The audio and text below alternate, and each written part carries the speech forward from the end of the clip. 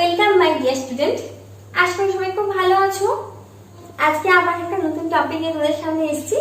আজকে আমার আলোচনার বিষয়বস্তু হলো গ্যাসের আচরণ। তো গ্যাস একটা পদার্থ, তাই তো? তো গ্যাস কেমন আচরণ করবে? তোমরা গ্যাসকে দেখেছো? দেখোনি? গ্যাস কিন্তু আমাদের সবার চারপাশে আছে, কিন্তু আমরা যে গ্যাসগুলো সচরাচর দেখতে পাই সেগুলো বর্ণহীন। সেজন্য আমরা দেখতে পাই না, অনুভব করতে পারি যে আমাদের চারপাশে গ্যাস আছে। যেমন কার্বন ডাইঅক্সাইড গ্যাস দূষণ করে, অনেক উপকারেও লাগে। যেমন অক্সিজেন গ্যাস আমাদের জীবনের কাজে লাগে, অক্সিজেন ছাড়া আমরা বাঁচতেই পারবো না, তাই না? তো এরকম প্রকৃতিতে অনেক গ্যাস আছে যেগুলো বর্ণহীন, আমাদের কাজে লাগে, অনেক উপকার করে, কিন্তু আমরা দেখতে পাই না। কিন্তু কিছু কিছু গ্যাস আছে যেগুলো কিন্তু দেখা যায়। যেমন ধরো আয়োডিনের বাষ্প, সেটা কি বেগুনি রঙের। যেমন ধরো NO2 ব্রাউন কালার বা বাদামি রঙের। এই হচ্ছে গ্যাসের। আমরা তো গ্যাসের আচরণ নিয়ে আলোচনা করছি, তো আগে একটা জিনিস জেনে নেওয়া দরকার, গ্যাসের কি কোনো আয়তন আছে? না, গ্যাসের নির্দিষ্ট কোনো আয়তন নেই। আমরা যখন যে পাত্রে রাখি গ্যাস, তখন সে পাত্রের আকার ধারণ করে। আমরা যদি গ্যাসকে একটা কোনো আবদ্ধ পাত্রে রাখি, তখন গ্যাস আবদ্ধ পাত্রের মধ্যে থেকে যায়। কিন্তু গ্যাসের মধ্যে সংকোচনশীলতা এবং প্রসারণশীলতা ধর্ম দেখা যায়। গ্যাসকে চাপ দিলে গ্যাস কি করে? তরলে পরিণত হয়। একটা গ্যাসকে যদি আমরা চাপ দিই, তাকে কিন্তু আমরা তরলে পরিণত করতে পারি। তো আমরা বলবো, হ্যাঁ সত্যি কি সম্ভব গ্যাস তাকে চাপ দিয়ে তরলে পরিণত করা যায়? হ্যাঁ, গ্যাসকে চাপ দিয়ে তরলে পরিণত করা যায়। আজব আজব লাগছে? মোটেই না। তোমরা বাড়িতে সবসময় ব্যবহার করি আমরা, আমাদের ব্যবহারের নিত্য প্রয়োজনীয় জিনিস কিন্তু একটা আছে যেটাকে চাপ দিয়ে তরলে পরিণত করে রেখে ব্যবহার করা হচ্ছে, LPG গ্যাস। এর মধ্যে কি আছে জানো?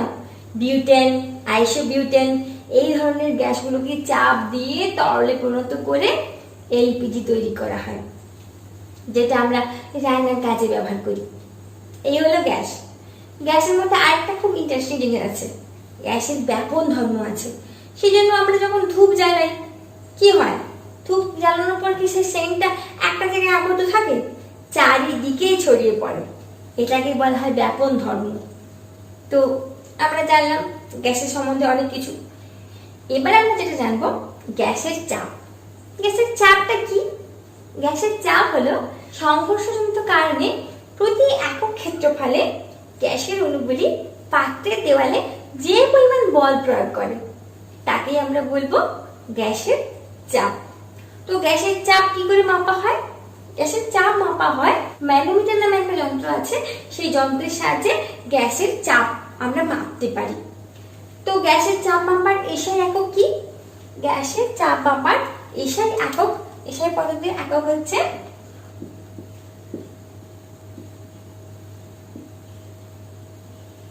নিউটন পার মিটার স্কয়ার, বা এটাকে আমরা পাস্কালও বলতে পারি।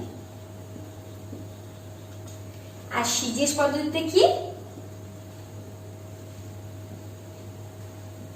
ডাইন পার সেন্টিমিটার স্কয়ার। প্রমাণ বায়ুমণ্ডলের চাপটা কি, বা এটিএম কি? টাকা তোলা এটিএম নয়, এটা গ্যাসের চাপ মাপার এটিএম। কি? ATM। এটা স্মল এটিএম, ক্যাপিটাল এটিএম নয়, ঠিক আছে? তো কি এটা? 0 ডিগ্রি সেন্টিগ্রেড উষ্ণতায় 45 ডিগ্রি অক্ষাংশে সমুদ্র পৃষ্ঠে 76 সেন্টিমিটার উঁচু পালস্তম্ভের চাপকে আমরা বলবো বায়ুমণ্ডলীয় চাপ বা প্রমাণ বায়ুমণ্ডলীয় চাপ বা এটিএম। তো আমরা 1 এটিএম বা 1 এটিএম প্রমাণ বায়ুমণ্ডলীয় চাপ কিভাবে নির্ণয় করব? এটা নির্ণয় করার একটা প্রসেস আছে। কি করে? H rho g। এইচটা হলো উচ্চতা, এইচ হলো উচ্চতা, রো হলো ঘনত্ব, আর জি হলো অভিকর্ষজ ত্বরণ।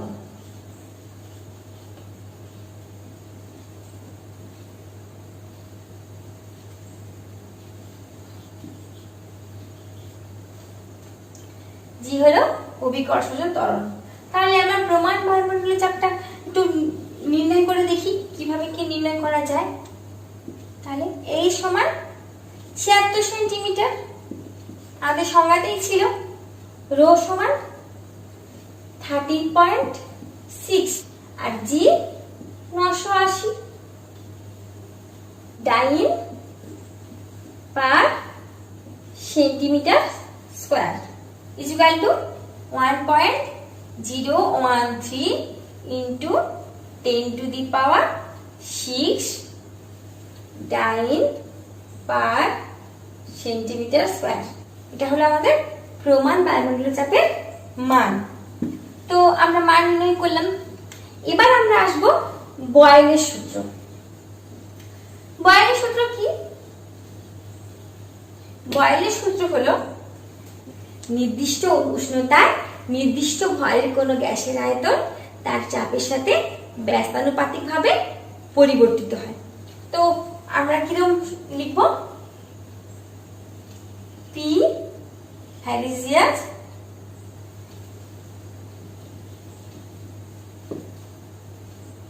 ভি হ্যারিজিয়াস 1/p। কখন এটা হবে? যখন উষ্ণতা কনস্ট্যান্ট আর ভরটা স্থির। তাহলে ভর যখন স্থির থাকবে আর যখন উষ্ণতা কনস্ট্যান্ট থাকবে তখন নির্দিষ্ট ভরের কোনো গ্যাসের আয়তন তার চাপের সঙ্গে ব্যস্তানুপাতিক।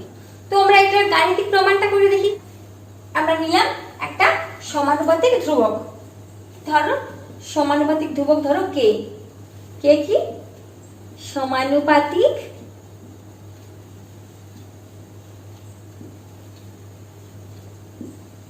ধ্রুবক। ঠিক আছে, তাহলে V equal to k by P. তাহলে পি ভি সমান কে। এটাই হচ্ছে আমাদের বয়েলের সূত্রের মেন কথা। যদি আমরা ধরি P1 চাপে নির্দিষ্ট কোনো গ্যাসের আয়তন V1, তাহলে কি হবে? P1 চাপ আর আয়তন হচ্ছে V1। V1 হচ্ছে আয়তন। তাহলে এই রুল অনুযায়ী কি হবে?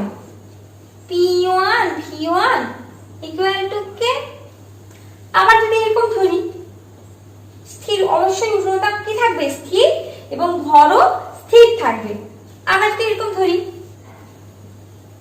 P2 চাপে নির্দিষ্ট কোনো গ্যাসের আয়তন V2, তখন কি হবে? P2 V2 ইকুয়াল টু কে, তাই তো? তাহলে আমাদের কি আসছে? P1 V1 equal to k আর P2 V2 equal to k. তাহলে কি দাঁড়াচ্ছে? P1 V1 equal two P2 V2। এই হলো আমাদের বয়েলের সূত্রের গাণিতিক রূপ। আমাদের তাহলে বয়েলের সূত্রের গাণিতিক রূপ বুঝতে পারলে হয়ে গেল। এবার আমরা আসবো কিসের?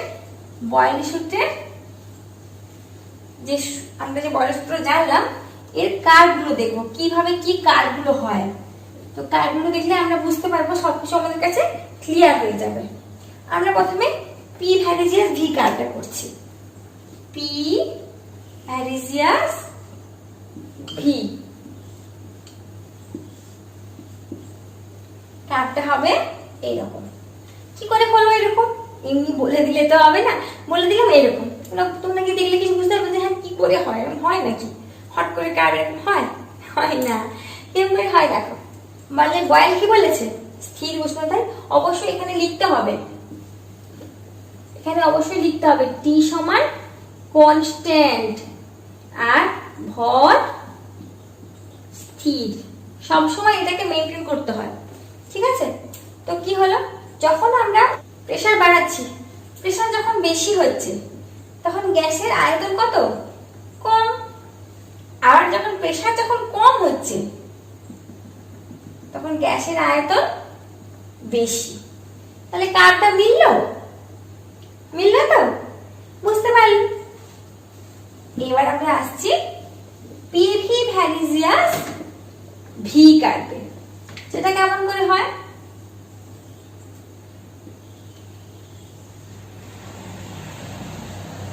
ভি আর এখানে পিভি কিরকম করে হচ্ছে? পিভি সমান কি? কনস্ট্যান্ট। ভি যতই আমরা ভি বাড়াতে থাকি না কেন, পিভি যেহেতু কনস্ট্যান্ট, কার্ভটা হবে ঠিক এইরকম। যখন উষ্ণতা আর ভর কি স্থির, এই হচ্ছে কথা। এবার আবার যদি আমরা চেঞ্জ করি, এখানে ভি এর জায়গায় যদি টি আনি, একই কার্ভ হবে। পিভি ভ্যালিজিয়াস যদি পি করি, কার্ভ একই হবে।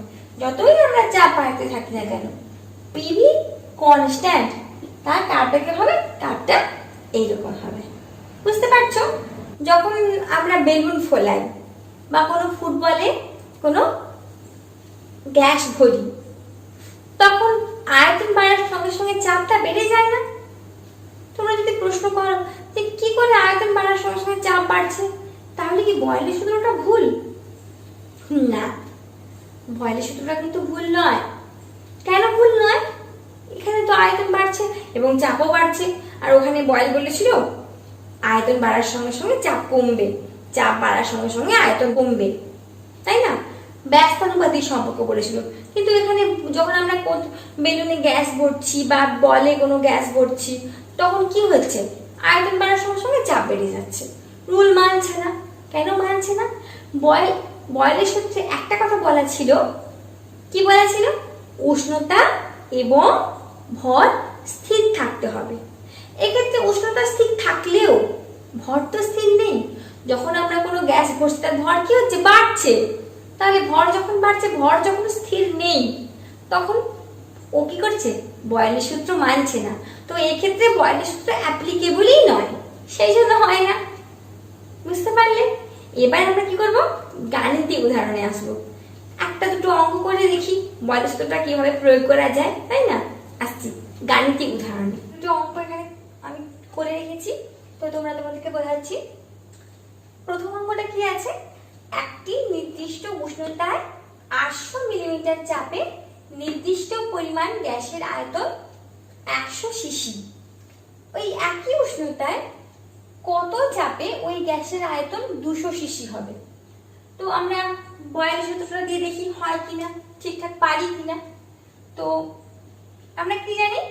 P1 V1 equal two P2 V2, তাই তো?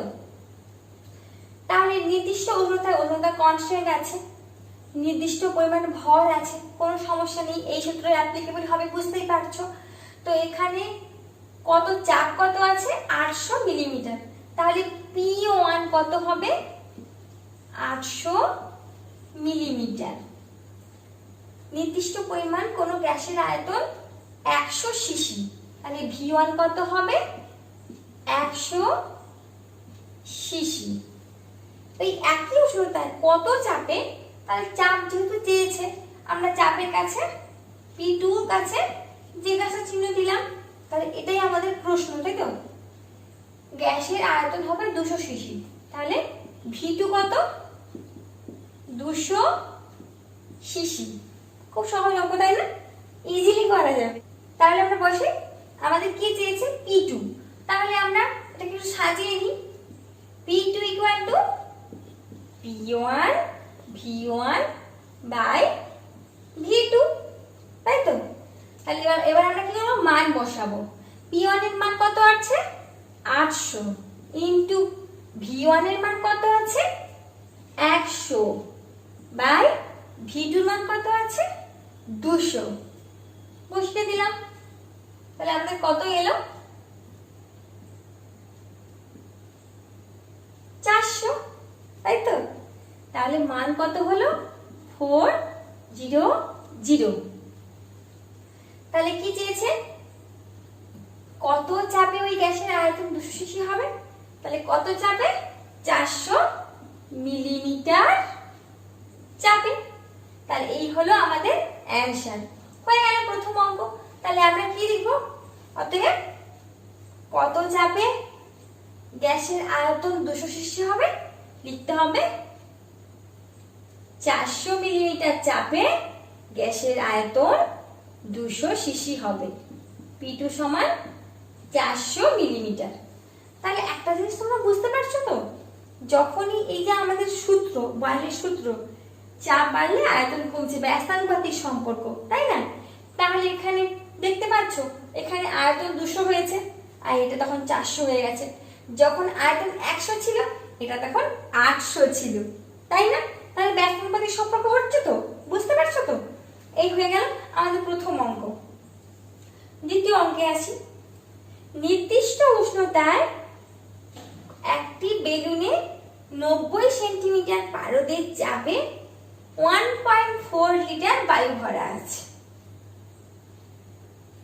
যদি উষ্ণতা স্থির রেখে ওই বায়ুর চাপ 70 সেন্টিমিটার পারদের চাপে রাখা হয়, তবে বেলুনের আয়তন কত হবে? তাহলে আমরা আবার বয়েলের সূত্রে আসি। P1 V1 equal to P2 V2। তাহলে এখানে P1 কত? 90 সেন্টিমিটার। V1 কত?